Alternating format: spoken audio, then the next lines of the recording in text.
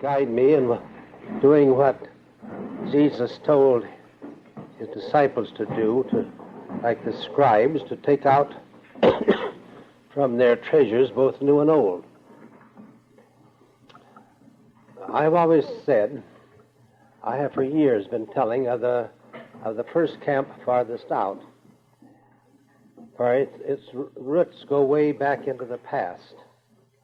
And the first camp was held 3,000 years ago. And just as so many of our camps have grown, after a year or two they've had to go to another place because the place was too small for them. And so at this first camp farthest out, it's called the School of the Prophets, a young man said to Elisha, "This place is too small for us. Let us go down to the Jordan, and we'll each cut down a tree and build a larger camp." And he said, "Go ye." And he said, "Won't you go with us?" And he said, "I will go." And there is revealed the secret technique that Elisha used for prayer, which Jesus illustrated in a much more vital way. For a young man, as he was chopping away, was dismayed to find the axe head flying out into the center of the Jordan River. And he cried out, "Alas, it was borrowed." Now, I have always been reiterating that we give too much time to training ourselves in the use of the handles of life, the techniques, the methods, and the rituals and the symbols. And we don't get down to the vital thing, which is prayer and love. That's the axe head. You know there's so much going on where we go merely through the motions, where we have the right gestures and the right ideas, but we don't have the power. The grace of God isn't there. And so that was true. Alas, it was borrowed. If there's any power in my message, I can claim that it's merely borrowed from above. And so now here is the technique of prayer as Elisha used it. First he said, "Where did you lose it?" That has been the method of psychiatrists from the very beginning. Psychiatry was discovered by a man named Freud. A woman came to him and wanted to tell him all about her troubles. She had so many, and she was sick in so many areas, that when he did sit down and examine her, he said, "Well, nobody could cure you. It's just hopeless. So don't come again. I don't want to take each examination. I charge you $10, and it isn't right. Don't you come again." Well, she came again. He said, "Do you hear what I said?" She said, "I don't care. My family won't let me tell them about my troubles, and it gives me so much relief to tell it to somebody that I'm perfectly willing to pay you $10 every week to just tell you all these things over and over again." So he said, "All right, sit down there." And then he turned to his book he was writing or something and went on with his work. Every week she came, he didn't pay attention to her, but one day after several months, he looked at her, and lo and behold, she was getting well. All her ailments were going. And then he made a great discovery.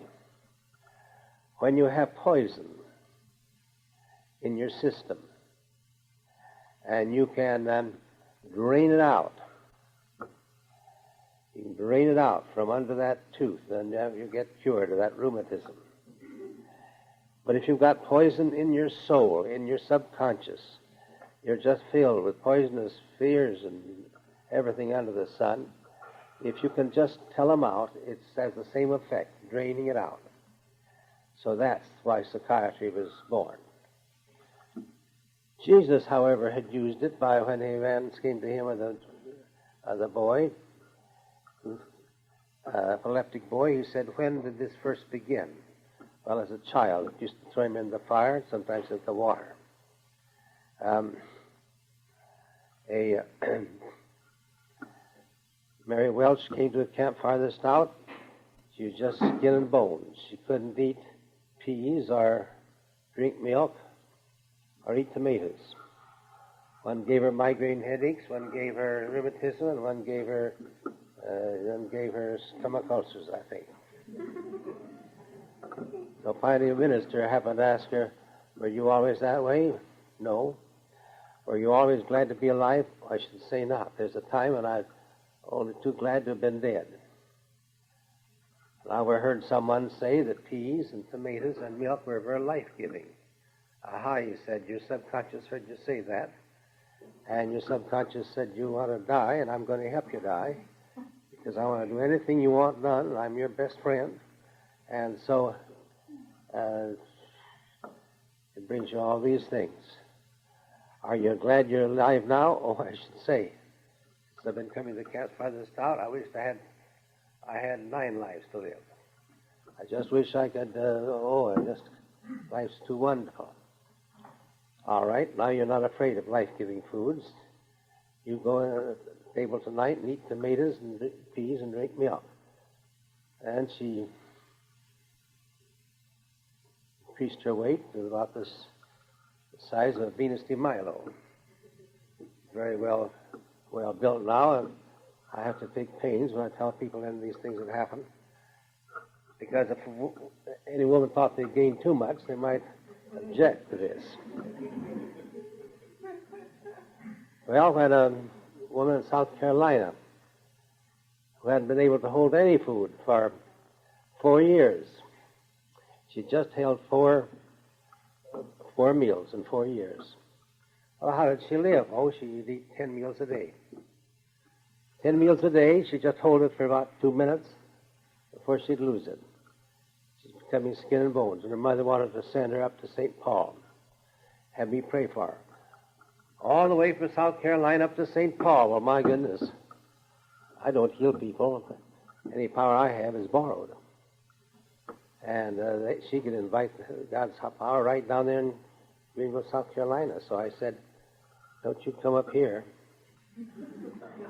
But I am going to be in Atlanta, Georgia, next month, and if you're still set on seeing me, you come over there. And she came with her husband. And I asked her, "Where did you lose this power?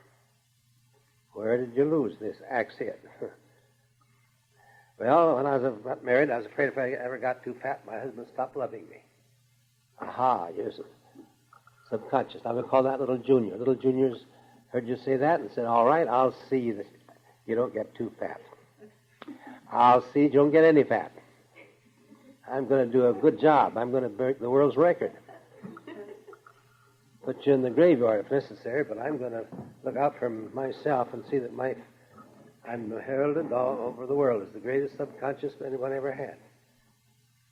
I said, "You afraid your husband stopped loving you now?" She said, "No.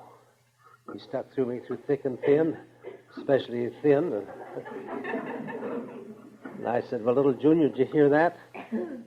Now, you've done a wonderful job in seeing that she didn't get too fat. Now she wants to get some fat, and you'll be just as thorough and efficient in seeing that she gets some. You come to the hotel where I'm staying tomorrow, you two, and eat a big breakfast," which she did. 11 months later, I was in Greenville, and the church had 1,200 people in it. They had to turn away 100. I asked the pastor if they turned out that way, and he said, "I surely don't." I said, "Well, what's happened?" "You didn't give much publicity to this, I understand." He said, "No, didn't have to." For a solid year, when anybody meet Helen Carnes on the street, they say, "What's happened to you?" And she'd say, "Well, you come to the Methodist Church next February, and you'll see what happened to me."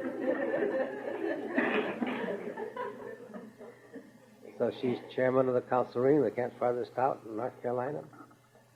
Works in the prayer groups, Greenville. But you see, that's what the psychiatrists do, and what we can do. But that is more psychiatry than prayer, but it's the very first step. And then Elisha took a stick that fitted his hand, and he picked it up and he tossed it out where they said they had lost it. and the axe head came swimming up. A miracle. Some, I suppose, even some theological seminaries would say, of course, that's just a tradition, because an axe head couldn't swim. Well, I got in the building about 40 times as long as this, made of iron and steel, infinitely heavier than this, and it floated. Took me across Europe. I got in another building about 10 times as long as this, and it went floating through the air and landed as light as a feather in Ireland, and then in England, and then in Holland, and then in Germany, and then in Rome and Greece, and all over the world. By an axe head floating, that's just tiddlywinks. I'm not going to talk about the thing. I got on things that weighed tons and tons, and they went floating through the air. But I'm going to tell you what happened. If you can take hold of something that you can grasp with all your mind and faith and conviction out here, and then you can put it over there where the need is, you'll be surprised how it will release a faith that will bring healing or solvent to that situation.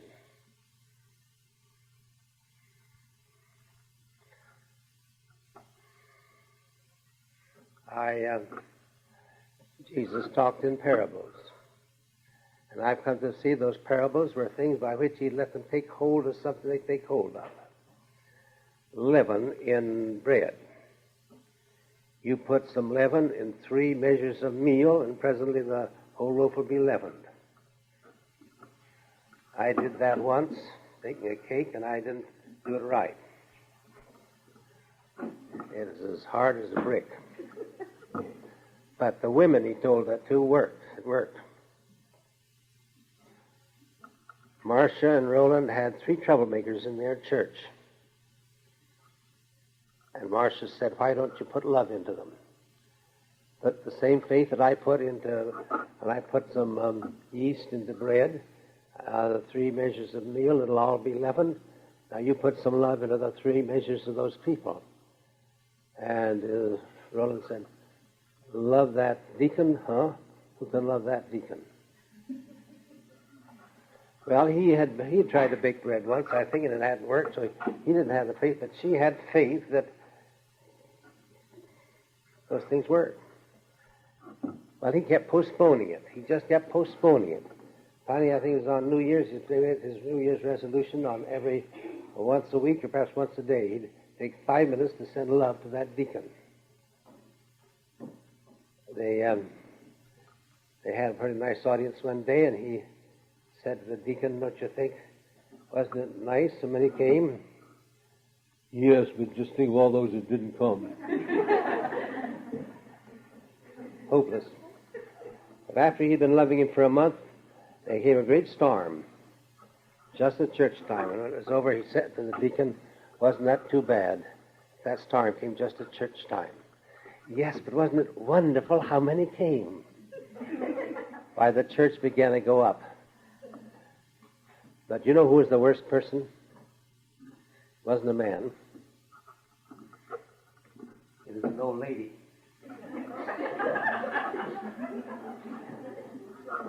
The leading minister, a Baptist minister on the Pacific Coast, said, my little boy said, Mrs. Jones, President of the Ladies' Aid, reminds me of a porcupine.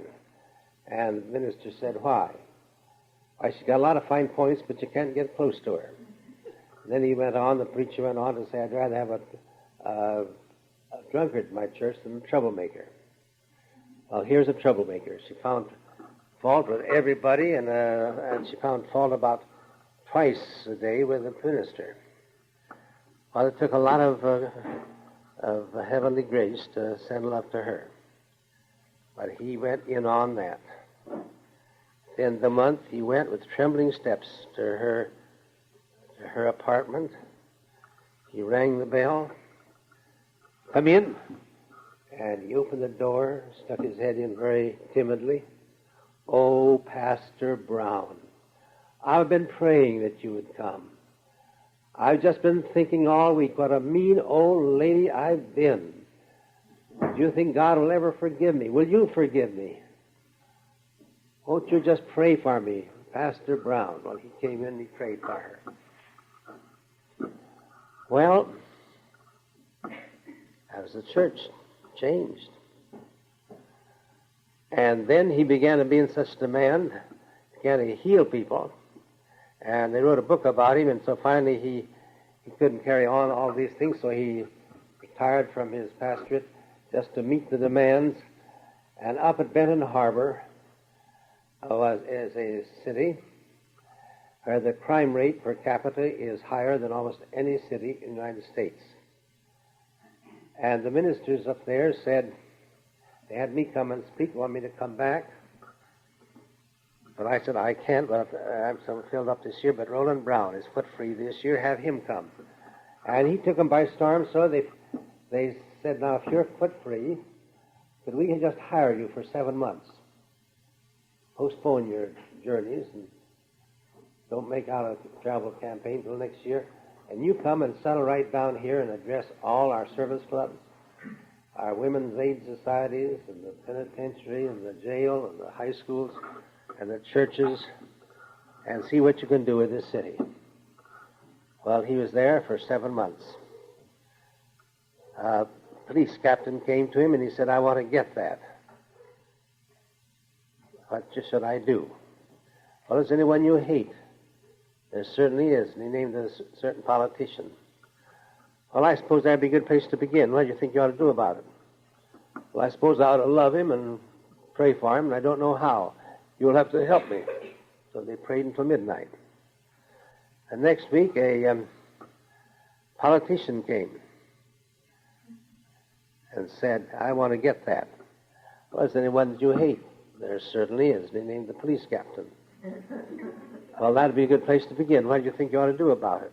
Well, I suppose I ought to love him and pray for him, and I don't know how. You'll have to help me. And they prayed till midnight. Next week, the police captain came.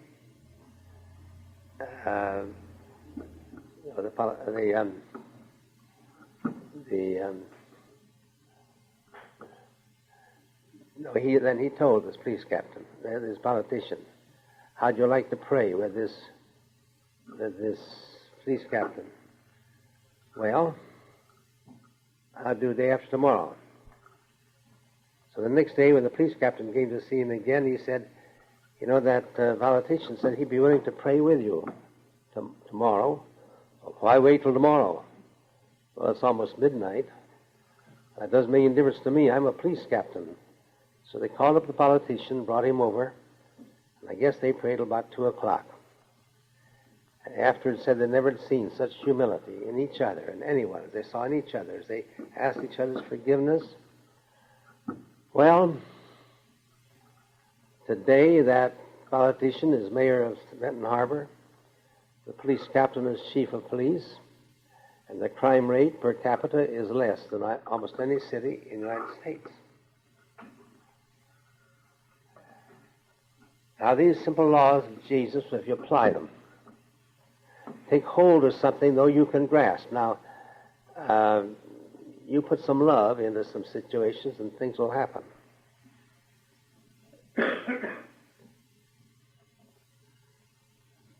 Boy came out on my athletic field. I didn't like to have him on the team. He was the son of a bartender.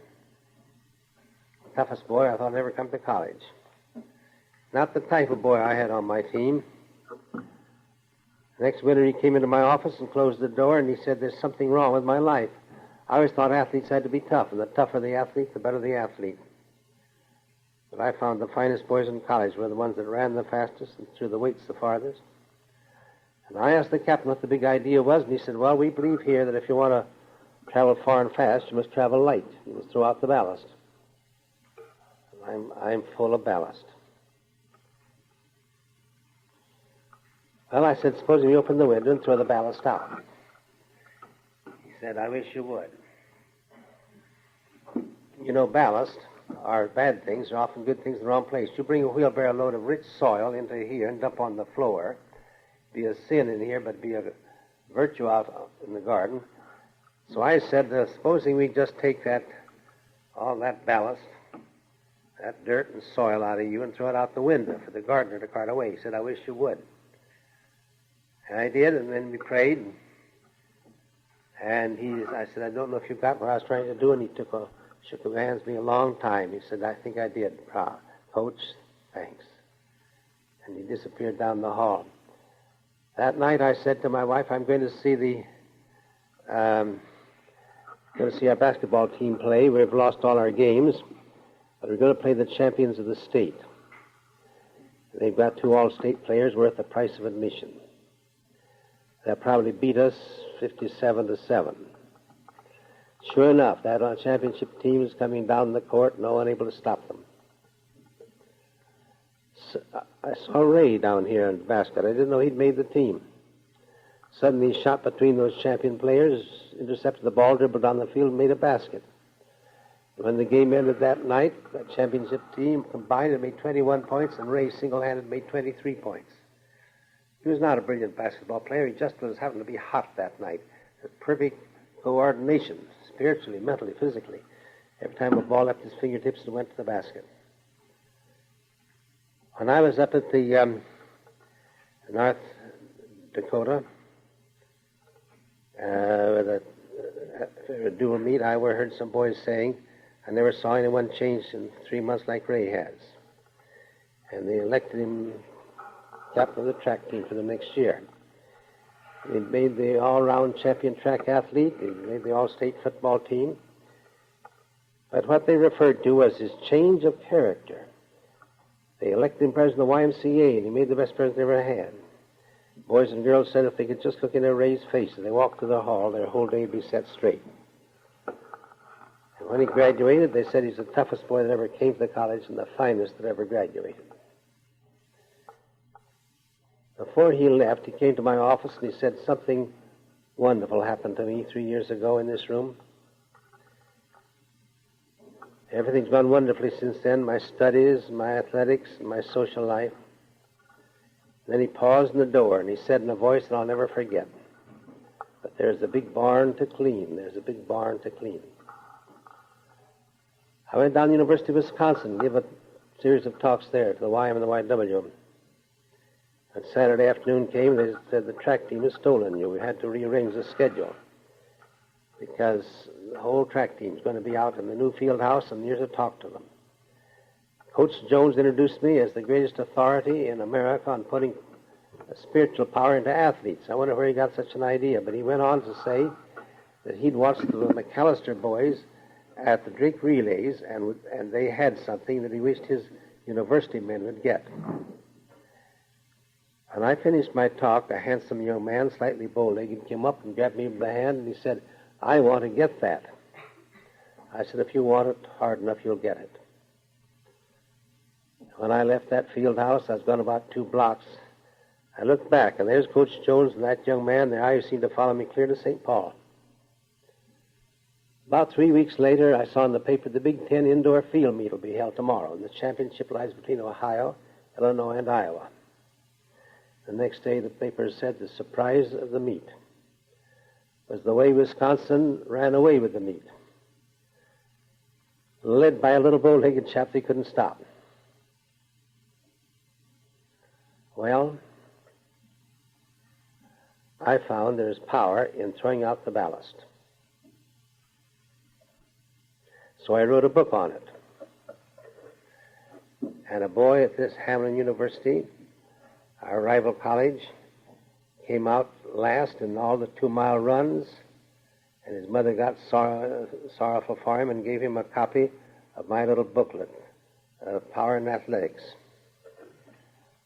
We found it didn't tell him how to breathe and how to handle your stride. It told you how to throw out the ballast, how to get tuned in to the higher powers.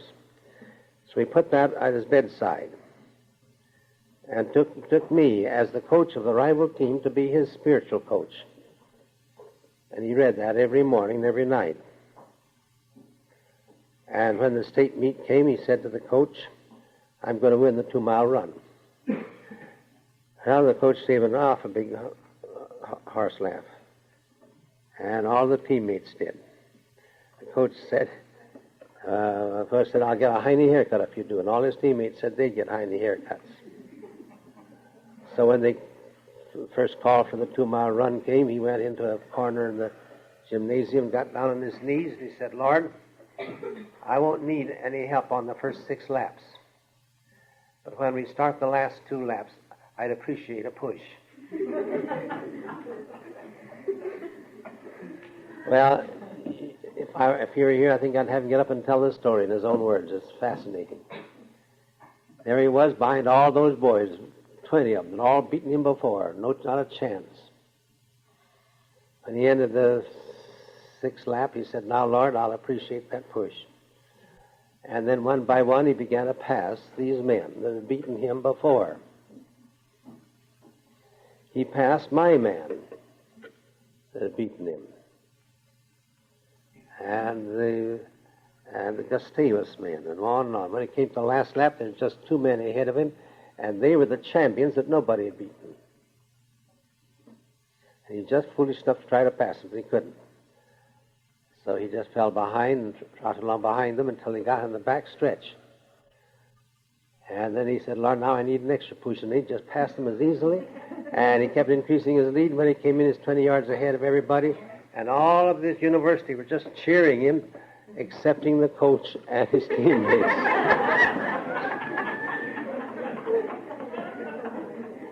And they all came out the next week with hiney haircuts. Years have gone by now, and I was speaking up in that Hamlin University neighborhood, telling about this. And I said, I can't remember his name. And a white-haired lady said, it was Bill. It was Bill.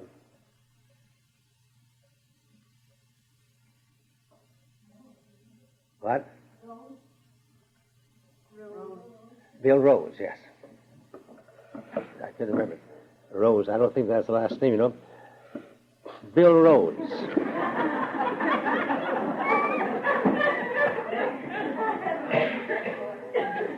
And I said, well, how do you know?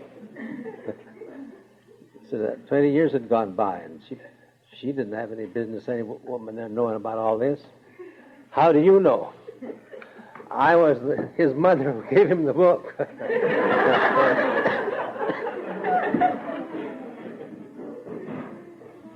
So I got a letter, that announcement he's being ordained as a minister now out on the Pacific Coast.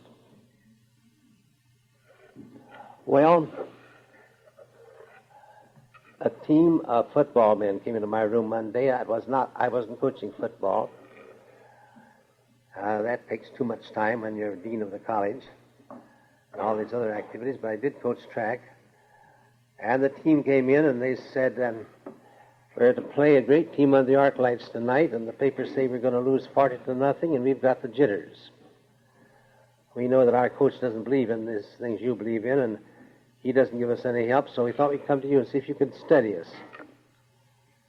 Well, I went over and turned on the light in the daytime. And I said, when I turned on that light, there was a correction made. There's a break in this current until I turned it on. I could have prayed all day for that light to go on, and it wouldn't go on as long as there's a break in it. Now, I'm not going to pray for you, waste any time praying for you, if single one of you has a grudge against anyone else on the team. And the captain said, we're like the 3 musketeers, one for all and all for one. I said, all right, then I'll pray. They have a way of telling whether you're crazy or not down Mayo Hospital. They give you a pail to bail out a tub. If you bail all day without turning off the faucet, they know you're crazy. So a man asked me to come in and pray for his company down in Hutchinson, Kansas. And I said, it's a candy factory. Well, I ought to pray for that. I knew if he successful, he'd give me a box of candy. I like candy. And then it dawned on me, I started to pray, that I had a feeling that I was just going to be bailing out a tub. That's crazy. I said, is there harmony among your workers, your producers? Yes, there is. Is there harmony among your salesmen? I should say not. They're just fighting each other tooth and nail. I got my hat on. I said, goodbye. If you want me to pray, you do a little preparing for me first.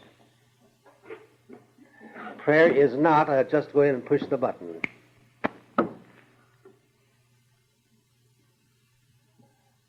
Jesus himself gave that as a law when he said where two or three agree, and that word agree comes from the same Greek semi-word harmony, symphony comes from. If two or three are just like an orchestra, it's perfect harmony, anything you agree upon in that spirit of harmony, ask in faith, it'll be done. If there's 120, all the more powerful. If you bring a gift to the altar and then you remember you have aught against your brother, first one be reconciled to your brother. I said, when you can get some harmony, all right. So you see, prayer you have to do some work about it.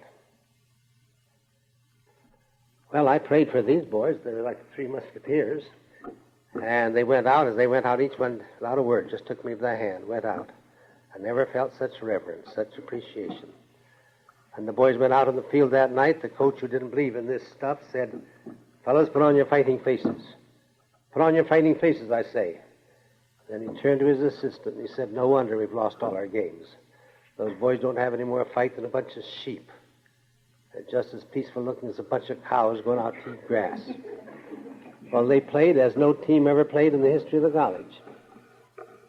I told you this afternoon how Minnesota, the poorest team in America, defeated Red Grange, Illinois team, the greatest team. When they got together and buried the hatchet, they divided into three rival fraternities. What happened? My father went to Des Moines as a young lawyer, put his investments in an insurance company. And every manager they had is a failure. Going down. Finally, the board of directors came to Father and said, if you want to save your investment in ours, they come to the conclusion you're the man who might be able to save it, but you'll leave your law practice for a while, come in and see if you can try managing this company. Well, Father didn't know insurance, but he knew